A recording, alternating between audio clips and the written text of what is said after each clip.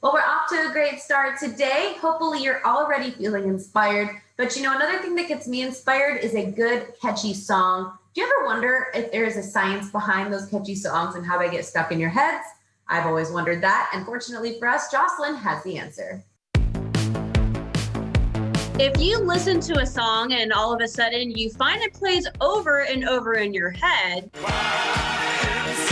chances are you may have encountered a sticky song, also known as an earworm. You might not know why that happened in the first place, and it might be difficult to dislodge. And turns out there's a science behind them. To help us understand it, we turn to Elizabeth Margulis, professor and director of the Music Cognition Lab at Princeton University. It really is something that lots and lots of people experience very frequently.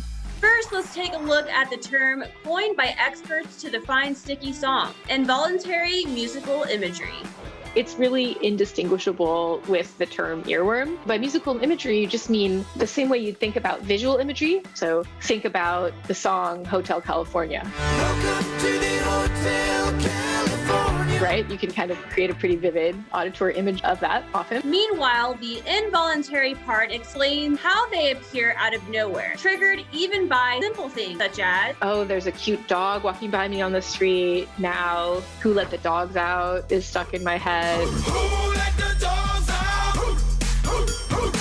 But not all songs stick. You'll find that the ones that do have a few common traits. Things like notes in the song are really close to one another. When the song's a little faster, an upbeat song combined with an unexpected change in pitch or tempo catches your brain's attention and thus sticks. Up, her face.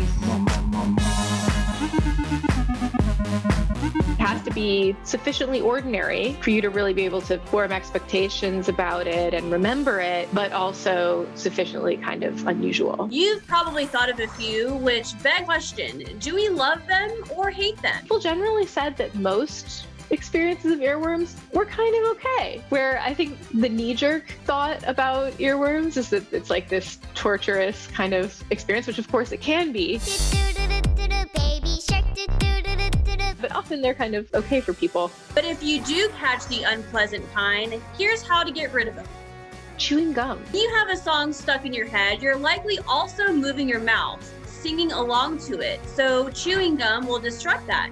Something else that helps: getting engaged in a task that really requires a lot of attention, like talking to a friend or having a meal. Seems to be easier to be subject to an earworm episode if you're doing something really mindless and you're in a low attention state. Or better, or in the case of Baby Shark, worse. That's your deep dive into the science behind sticky songs.